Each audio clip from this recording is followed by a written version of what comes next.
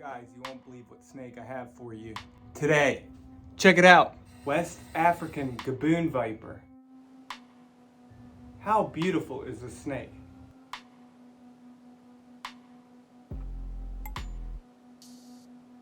Now this video is going to be a little different.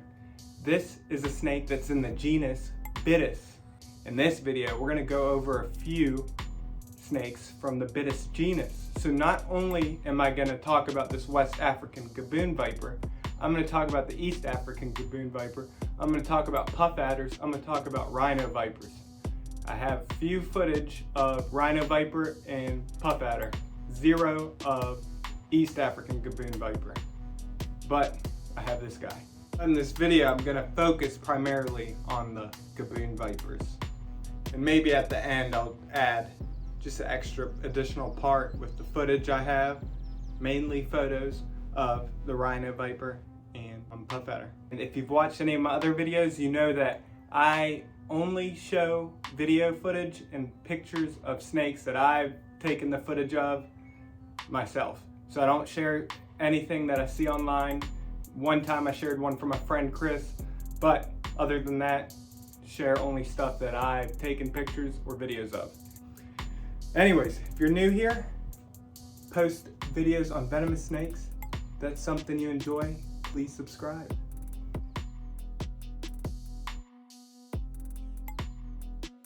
Alright guys, so let's just take this slow. Taxonomy, what does that mean? Taxonomy is classifying, naming, labeling organisms. It's a way to keep everything organized and show relatedness to each other. Now taxonomy, this is going to be a confusing part. So stick with me and I'll actually show you by writing it down because this is going to get confusing. Alright guys, you ready to learn from Professor Mark? Alright, as I said, taxonomy can get confusing. So it deals with the description, identification, naming, and classification of organisms. Think of it like this hierarchy. Genus and species, that's what we're going to be focused on. But just to give you a little understanding of the hierarchy.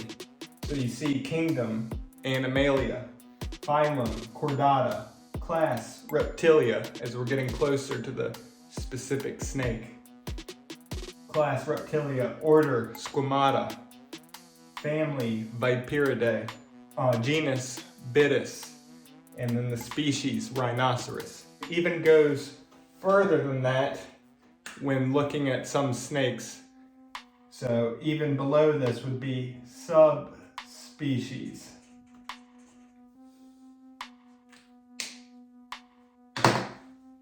Genus, species, and subspecies. And you'll see why we're gonna include subspecies in this scenario.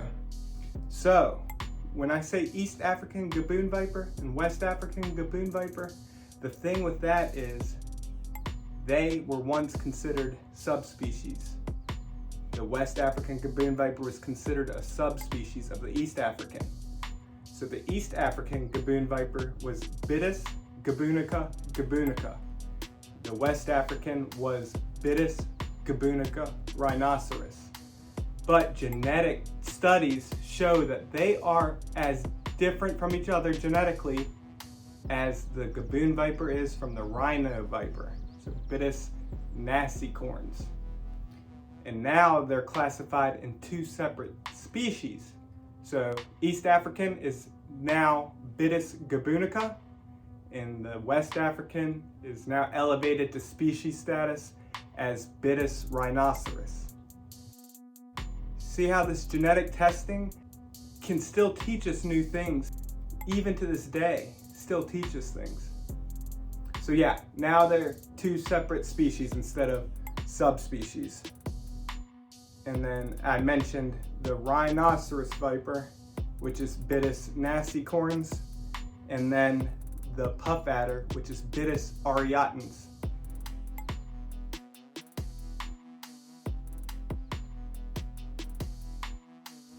Moving on to where they're found. As the name suggests, West African Gaboon viper. They're in West Africa, but they also go pretty far east and they integrate with the East African Gaboon viper in their easternmost parts. Here is where they are found.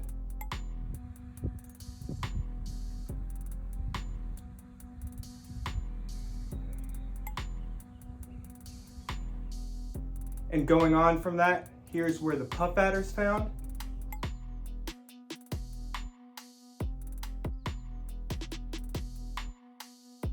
Here's where the rhinoceros viper is found.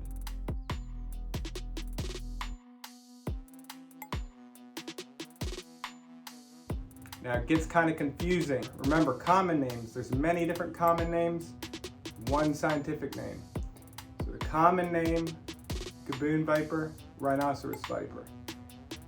Scientific name, Bitis rhinoceros, Bitis nasicorns.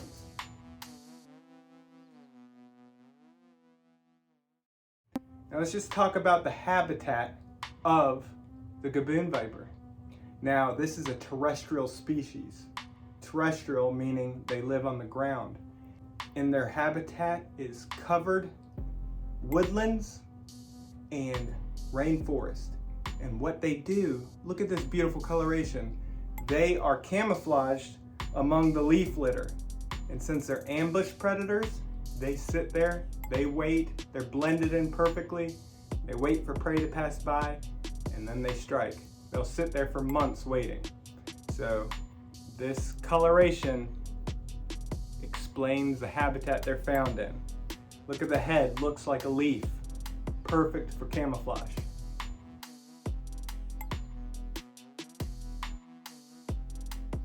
Now some characteristics. These are large. And when you hear viper, let's just talk about this really quick. Viper, pit vipers, true vipers. This does not have pits. The pit vipers are subfamily, and it's the some Eurasian vipers and the American vipers. So copperhead, rattlesnakes, things like that, pit vipers. These do not have pits. They're classified as true vipers. Anyway, so you get large, the largest viper in Africa, reaching lengths of 5 feet plus, massive. Now another characteristic of these guys, they're heavy-bodied snakes, short, fat vipers. They are the heaviest venomous snake on earth. Competitor is the eastern diamondback rattlesnake. The thing that they're most known for, they possess the longest fangs of any venomous snake.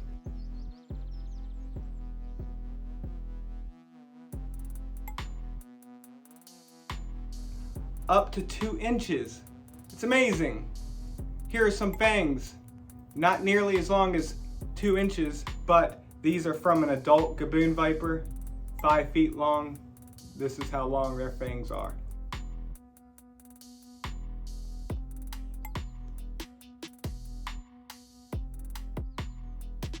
So I've ever only found them up to 1 inch.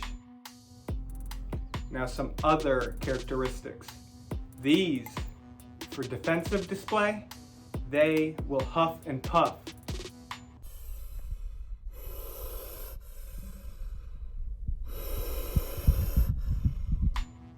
It's intimidating, it's loud. Another thing is they have a reputation in Africa for being extremely docile. People picking them up, not knowing what they are, and getting away with it. There's even an incident in the United States where somebody found a Gaboon viper and they thought it was a boa, and these little kids were holding it. Didn't bite. But yeah, they'll let you get away with a lot. Very docile.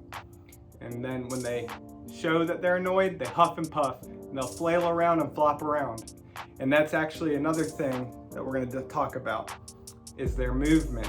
They move in what's called a rectilinear fashion, and that's when they're just cruising. So they'll just move in a straight line like a caterpillar.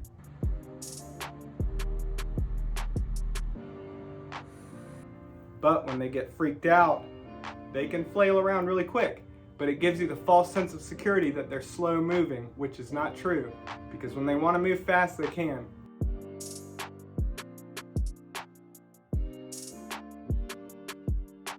And then we'll talk about their strike. These are super fast strikers.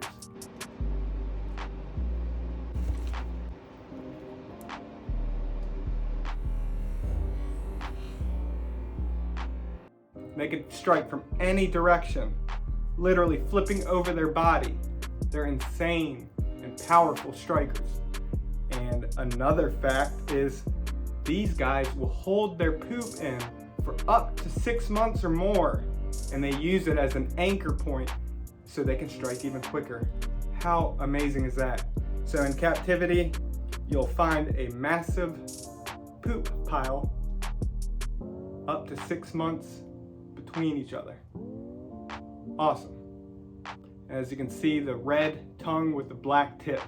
Isn't that so cool?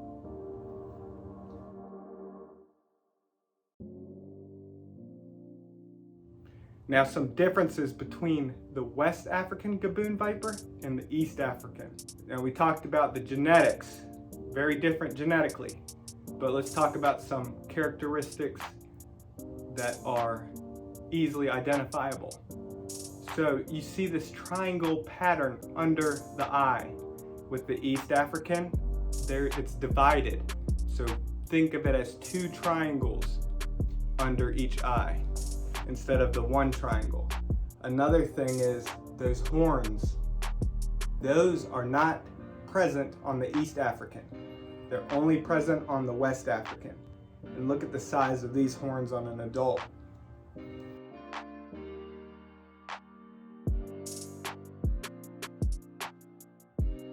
Now, this is a characteristic they share with the rhinoceros viper. The only footage I have is of a baby, so the horns aren't fully developed. But if you want to see how big the rhino viper horns can get, look it up. Rhinoceros viper. Beautiful snake too. Very similar pattern-wise, but pinkish. I think they're much prettier, but they do look similar.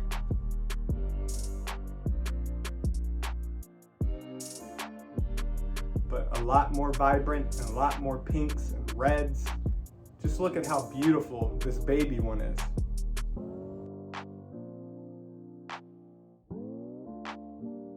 Now, people get wild caught ones. They come in what's known as their jungle look.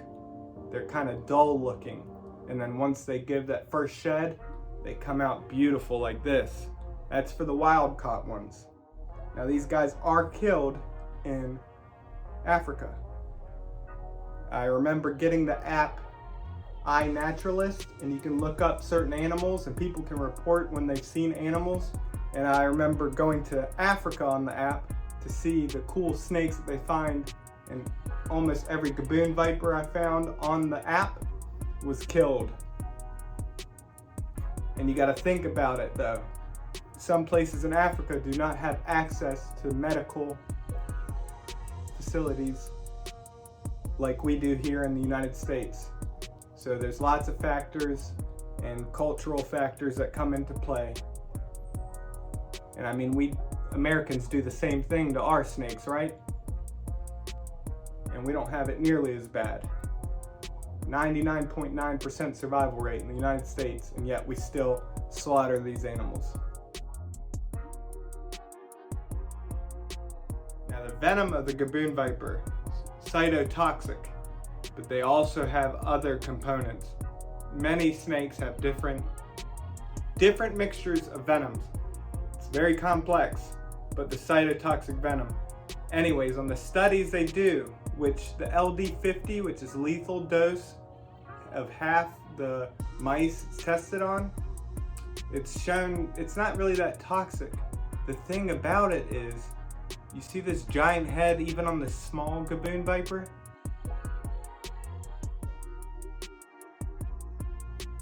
They produce the second largest venom yield.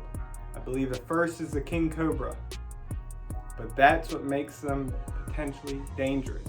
Those massive venom yields. Insane. And since people love hearing about the effects on humans, because you gotta remember, venom is for prey. The way that snakes capture prey. It's not for defense. Humans are just collateral. But since we love hearing the effects it has on people, here's a list of the symptoms that are shown when people are bit.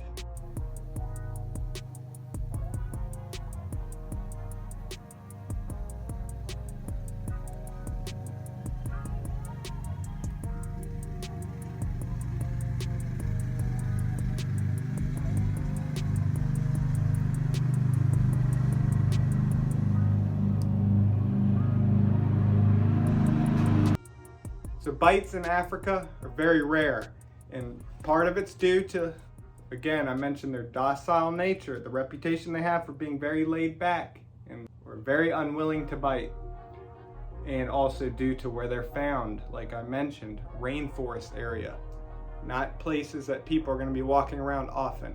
But when bites do occur, it's due to their unwillingness to move. They're camouflaged in the leaf litter and they get stepped on. And the thing with that is, even when they're stepped on, they don't always bite. But that is how bites occur sometimes, accidental bites. And as I mentioned about their defensive hiss, lots of them have been shown, even when they're hissing and huffing and puffing, still not biting. Awesome snakes. But that being the case, still handle with care.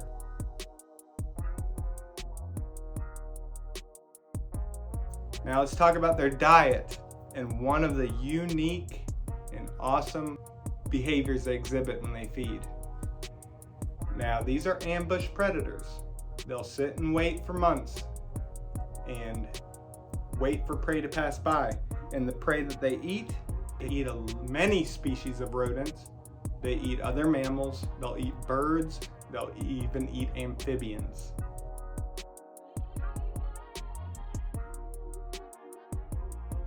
I mentioned bringing up the awesome characteristic they display when they're feeding, and I forgot to mention it. Anyways, ambush predators. They sit and wait. Told you they have one of the fastest strikes out of any snake. And when they explode, they grab the prey. And the thing with Gaboon vipers, instead of biting and releasing like many other terrestrial vipers, they will hold on and they'll even lift their head up. And the reason they do that is so the mouse or whatever rodent they're eating or preying on can't get traction on the ground and run off. Isn't that amazing? But yeah, they bite and hold on and lift their head up. It's really cool to see.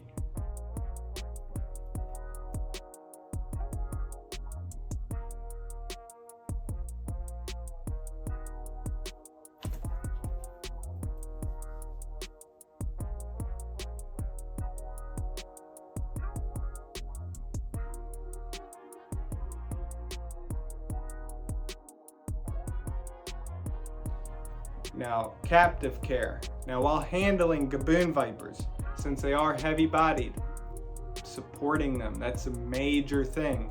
Their ribs can be broken if not handled properly. So using 2 hooks, or tailing, and with the big adults, they make specialized hooks that give more support.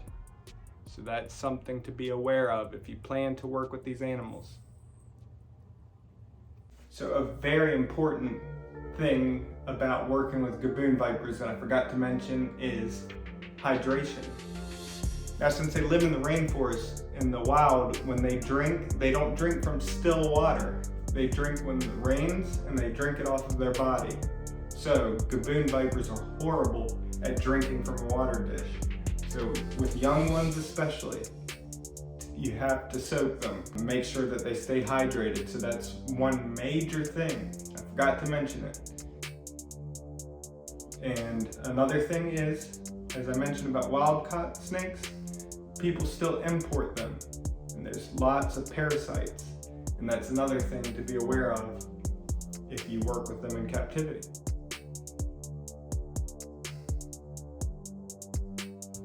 Now let's talk about the reproduction. Now, like all male species of snake, the males of Gaboon vipers perform the combat ritual, where they get over top of each other and try to pin each other's head down. It's the stuff that you see when people show videos of snakes breeding. It looks like they're breeding, but no, it's two males competing for a female. But imagine these little fat slugs wrestling each other. And that's just so cool about snakes. Whoever pins the other one's head down wins and gets the breeding right. And that's just amazing. When you think about things like king cobras that eat other snakes, even those will compete male combat. Not biting, wrestling, non-violent. And when the males are competing in combat, they're oblivious to everything, unaware, just like other male snakes. They can fall off cliffs, they don't care. You can be right there. They won't even pay any attention to you. They're just focused on wrestling each other. And these gaboons have also been seen striking at each other with their mouth closed. Again, non-violent. And if there hasn't been a winner, sometimes they take a break, rest up, and then they go back to it. Isn't that just so funny? These little snakes. And again, those are the videos where you see them, two snakes with their heads raised and they're intertwined and trying to pin each other down. It's usually listed as breeding, because if you don't know, you don't know. Yeah, it's males competing. Two male snakes competing for breeding rights. Awesome. But these are live birth.